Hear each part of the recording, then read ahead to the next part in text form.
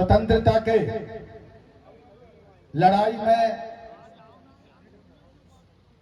1857 की लड़ाई में पिता और पुत्र शहादत की राह पे चले पर झुके नहीं।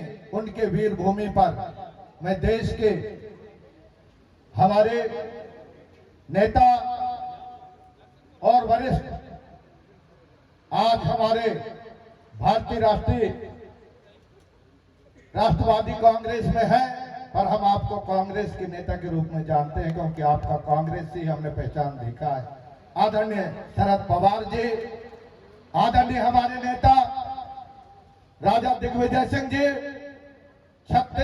महाराष्ट्र के पूर्व उप मुख्यमंत्री आदरणीय छगन भुजबल साहब, आदरणीय पूर्व मंत्री सुबोध जी, आदरणीय विधायक साथी काकोड़िया जी, आदरणीय हमारे योगेंद्र बाबा जी, मस्कोले जी, जिला कांग्रेस के अध्यक्ष और हमारे मेरे साथी, मेरे भाई, और आज मुझे बहुत खुशी है कि पेंडाब जी आप ब्रिगेडियर भी बन गए। इस बात के लिए मुझे बहुत प्रसन्नता है। मेरे साथी ब्रिगेडियर हमारे सतीश पेंडाब जी और हमारे जाबाज साथियों, आज दर्द छलक रहा है और वो दर्द है उस सच्चाई को लोग दबाने की कोशिश कर रहे हैं।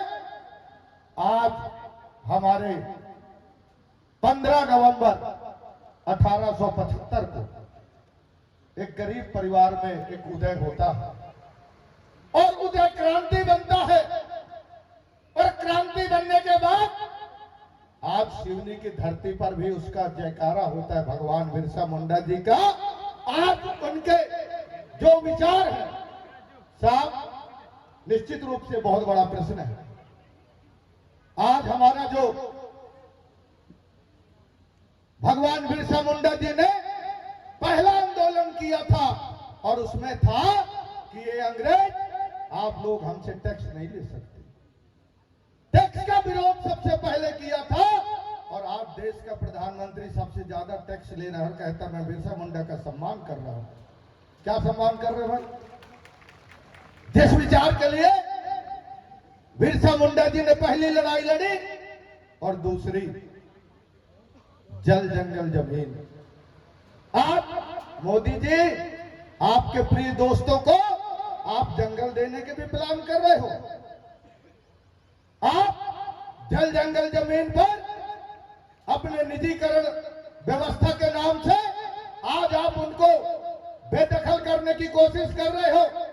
और एक नेता जो शहादत के खून है, राहुल गांधी जी अगर कहते हैं इस देश का पहला मालिक आदिवासी है, तो उसकी आप सदस्यता खत्म कर रहे हो। देख रहा है आदिवासी समाज। और हम कहना चाहते हैं कि राहुल जी की वो भाषण आज भी हमें याद है। राजा दिग्विजय सिंह जी हमारे गवाह हैं कि इस देश का पहला मालिक आदिवासी है और उसको पहला हक मिलना चाहिए। ये राहुल जी का वचन है। और उसके बाद देश के प्रधानमंत्री जी को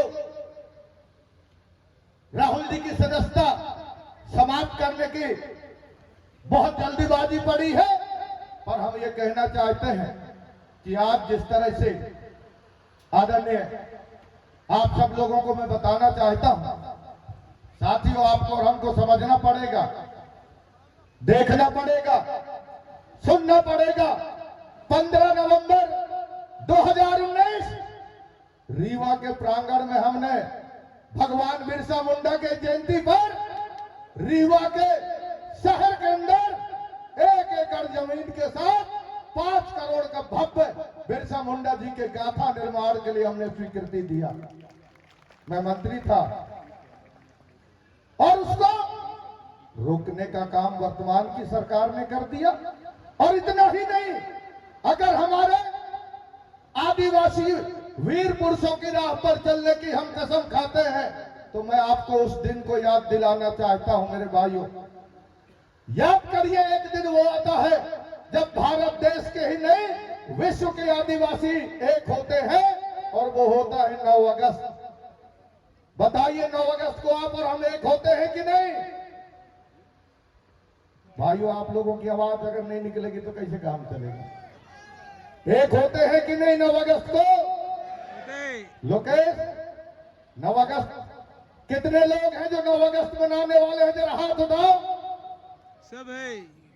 आदिवासी दिवस की छुट्टी हमने दिया था और पैसा भी भेजने का काम किए थे, खजाना खोलने का भी काम किया था, और सरकार बदलती ही पहला काम आदिवासी दिवस की छुट्टी बंद किया गया। पवार जी, हम एक दर्द आपको बताना चाहते हैं, पहली बार आपके सामने हम बोल रहे हैं। आदिवासी दिवस की छुट्टी के लिए हम लोगों ने 9 अगस्त 2021 को हमने मांग किया, पर दुर्भाग्य के साथ घटना बताना पड़ रहा है 9 अगस्त 2022 के दिन ही, आदिवासी दिवस के दिन ही जंगल विभाग के गोलियों से आदिवासियों का मौत हो गया लटेरी की खट्यापुरा में। आप लोगों को, हम लोगों को समझने की बात है, वो जवान शहीद हुआ जो टंटिया मामा भील का परिवार का है, स्वर्गीय चैन सिंह भील। मौके पे सरकार की बंदूक से दम तोड़ दिया। सतीश भाई, ये बहुत बड़ा दर्द है। उन्होंने ये आदिवासी दिवस पर सिर्फ लटेरी में ही गोली नहीं, हमारे भावनाओं पर प्रदेश सरकार की गोली चली। और हम कहना चाहते हैं कि ये गोली आज भी हमारे लोगों को उस समय अंग्रेज की गोली ने शहीद किया, आज ये मध्य प्रदेश सरकार की गोली शहीद कर रहा है। आज ये बहुत बड़ा चिंता का विषय है। और मैं कहना चाहता हूं कि हमारे प्रदेश के मुख्यमंत्री जी कहते हैं, हमने पूछा कि भाई आदिवासियों पे गोली क्यों चला? बोले वो जंगल में लकड़ी चोरी करने के लिए गए थे। अरे शिवराज सिंह जी, आपको नारा पता नहीं है? जरा एक बार जोरदार नारा लगाओ। आदिवासियों का नारा है, आदिवासियों का नारा है, भारत देश हमारा है, आदिवासियों का नारा है, भारत देश हमारा है। जब पूरा भारत देश हमारा है तो उसी के तो अंदर जल जंगल जमीन है। हम तो सिर्फ नारा लगाते थे जल जंगल जमीन हमारा है, पर अब हम जाग गए, भारत देश हमारा है, ये नारा भी आ गया। और मैं कहना चाहता हूं कि इसके लिए बिरसा ब्रिगेड के आदरणीय सतीश भाई, हम आपके साथ कंधे से कंधे मिलाकर तब भी थे, अब भी है और हमेशा रहेंगे। और आप, हम ये विश्वास दिलाते हैं कि आज आप और हम सब मिलकर के जिस तरह से मध्य प्रदेश और देश में, मोदी जी तो बड़ी बात करते हैं कि 70 सालों में क्या हुआ, 70 सालों में क्या हुआ, जैसे मोदी जी के घर में सब रखा था, आते ही निकाल दिया। अरे मोदी जी, बने बुनाए देश में आप बैठे हो और इसके बाद देश को शुरुआत से बेचना शुरू कर दिए हो और कहते हो 70 सालों में क्या हुआ, 70 सालों में क्या हुआ। आपकी बेबुनियाद बात अब आदिवासी समझ गया। अब आपको जवाब देगा आदिवासी समाज कि आपकी असत्य बात अब नहीं चलने वाला है। और आज हमारे बीच में आदरणीय राजा साहब हैं।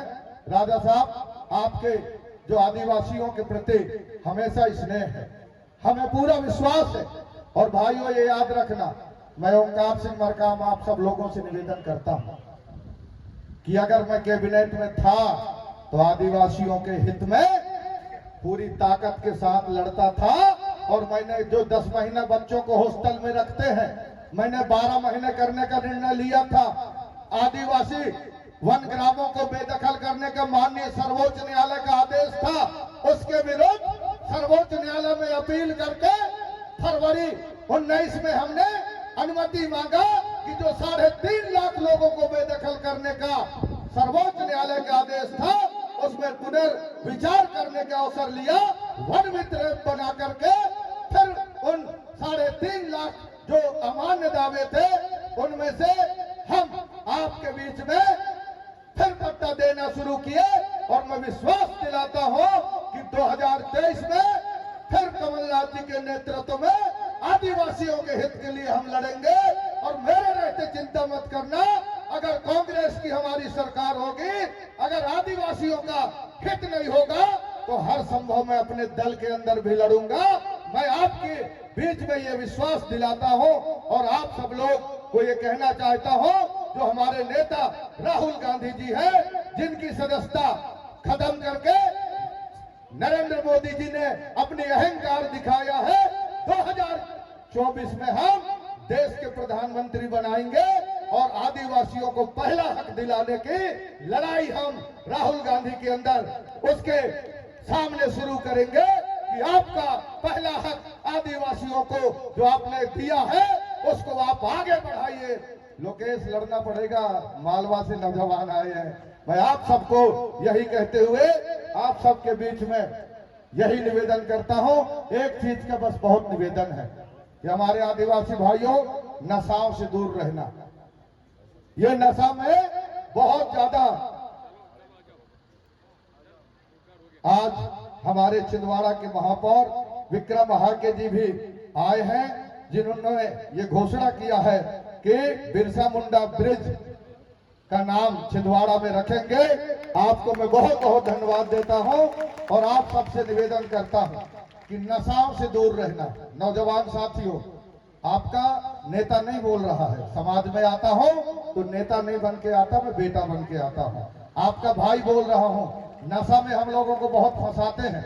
अगर मैं नशा में रहता तो बड़े बड़े लोग अभी ट्रैक्टर चलवाते, जेसीबी चलवाते। नशा से दूर हो, संघर्ष कर रहा हूं, इसलिए निवेदन है नशा से दूर रहिए और हमारा एक ही नशा पालिए, आदिवासियों का विकास हो, माँ भारत की अखंडता संप्रभुता, माँ भारत के उन्नति के लिए समर्पित आदिवासी समाज, आप और हम सब मिलकर काम करेंगे। यही कहते हुए आप सबको फड़ा पेंटा काली कंकाली दाईदा, जय जोहार, जय आदिवासी।